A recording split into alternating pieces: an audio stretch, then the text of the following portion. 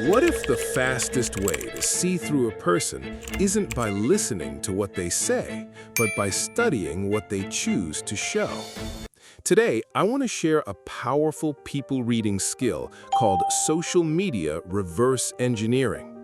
Most people scroll through social media just to kill time. They watch, like, move on. But very few realize this. A person's social media is not random. It is a carefully constructed stage. What someone chooses to display, hide, repeat, or avoid silently reveals who they are, what they value, and what they are struggling with. Here's the core psychological principle behind it. A person's behavior on social media is often a compensation for real life. What someone lacks internally, they tend to exaggerate externally. This isn't speculation. It's a well-established concept in social psychology called self-presentation theory. People manage impressions to satisfy emotional needs, and social media is the lowest-cost tool to do so. Once you understand this, patterns become obvious. People who constantly show luxury cars, watches, and expensive lifestyles are often the most insecure internally. They rely on external validation to fill an internal void. Truly wealthy and emotionally stable individuals rarely flaunt material success because they don't need others' envy to confirm their worth. I once knew a woman in sales whose social media was filled with luxury events, designer brands, and five-star hotels. At first glance, she looked incredibly successful. Later, I found out she was deeply in debt. Many of those photos were from borrowed access, credit cards, or staged appearances. The more glamorous her online persona was, the more fragile her real life turned out to be. That's compensation psychology in action. Another pattern is constant complaining. Some people use social media to vent every frustration. Their boss is unfair, their colleagues are incompetent, their clients are unbearable. Every post paints them as the victim of the world. Be very careful with these people. Someone who habitually blames the outside world lacks self-reflection. In collaboration, their first reaction to problems is never solving them, it's shifting blame. I almost partnered with someone once. Before committing, I reviewed 6 months of his posts.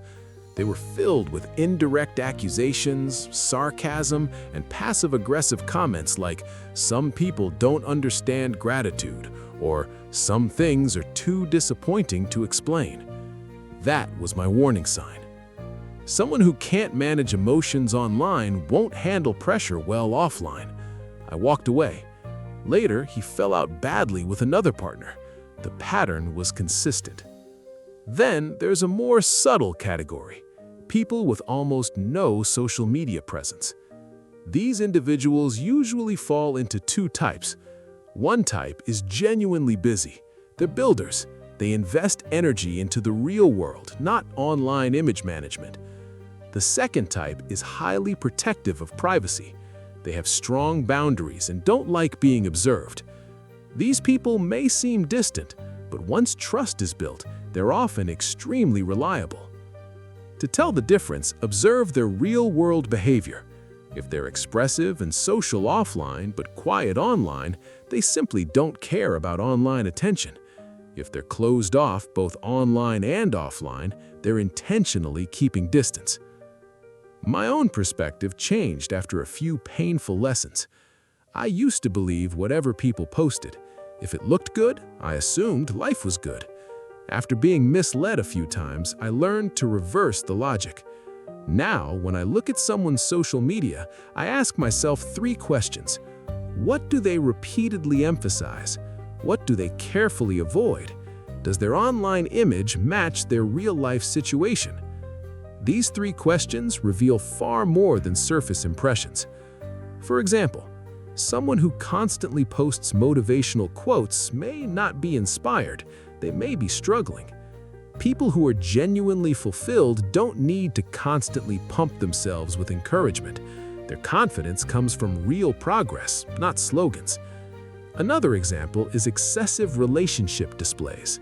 Constantly showing affection, gifts, and perfect moments can be a red flag. Stable, secure relationships don't require performance. Those who feel the need to prove happiness are often trying to convince themselves. I've seen this firsthand.